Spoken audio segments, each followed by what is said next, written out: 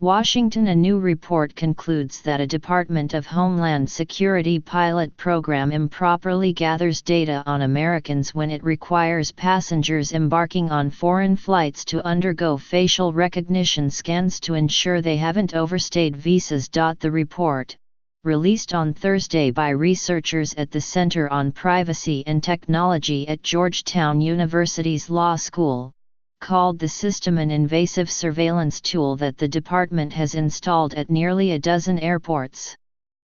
Without going through a required federal rule-making process. The report's authors examined dozens of Department of Homeland Security documents and raised questions about the accuracy of facial recognition scans.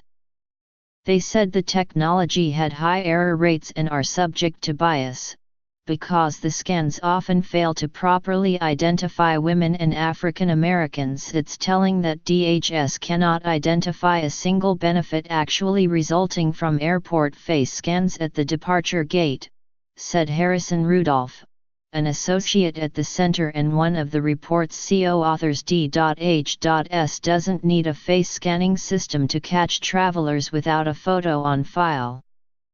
It's alarming that DHS still hasn't supplied evidence for the necessity of this $1 billion program, he added. A spokesman for the Customs and Border Protection, an arm of the Homeland Security Department, did not have an immediate comment in response. The report comes as Homeland Security officials begin to roll out a biometric exit system that uses facial recognition scanning in 2018 at all American airports with international flights.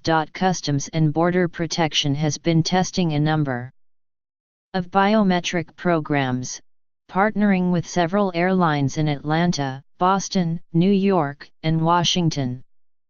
It will cost up to $1 billion, raised from certain visa fee surcharges over the next decade. Customs officials say the biometric system has also produced some successes in the pilot testing and has helped catch people who have entered the United States illegally and are traveling on fake documents.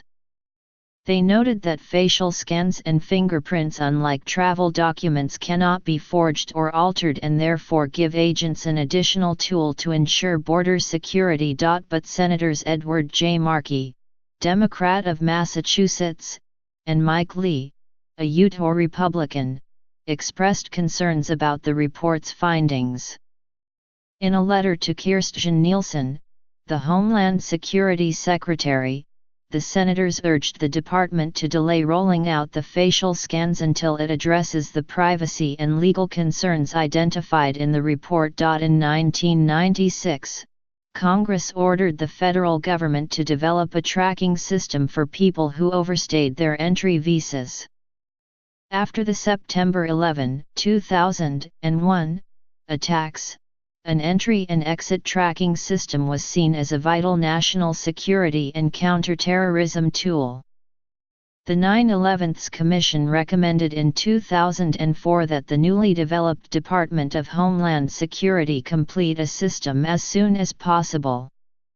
Congress has since passed 7 separate laws requiring biometric entry-exit screening. But for years, officials have struggled to put a biometric exit system in place because the technology to collect the data was slow to take hold.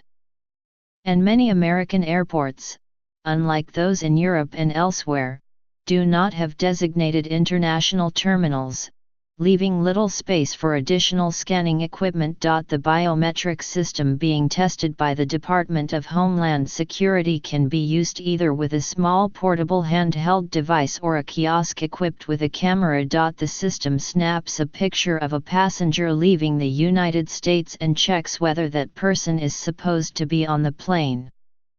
It compares the person's face with a gallery of photos that the airline has collected of passengers on its travel manifest. It also checks the person's citizenship or immigration status against various homeland security and intelligence databases. For American citizens, the facial scans are checked against photos from State Department databases. Officials at Customs and Border Protection said that while the system does take facial scans of American citizens, the information is used in a very limited way.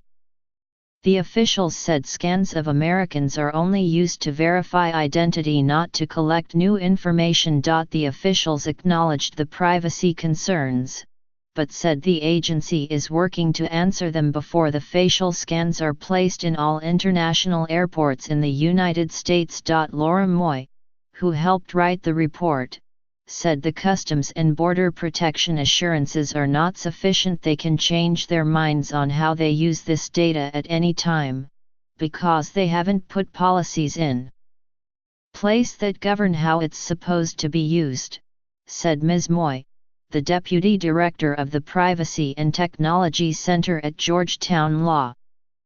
This invasive system needs more transparency, and Homeland Security officials need to address the legal and privacy concerns about this system, before they move forward. An executive order signed in January by President Trump would require all travelers to the United States to provide biometric data when entering and exiting the country. Currently, foreign visitors provide biometric data only when they enter the United States. The executive order also calls for Homeland Security officials to speed up the deployment of the biometric system to airports. The United States continues to trail other nations in adopting the technology to collect biometric information. Nearly 36 countries, including in Europe, Asia, and Africa, collect fingerprints, iris scans, and photographs that can be used for facial recognition of people leaving their countries.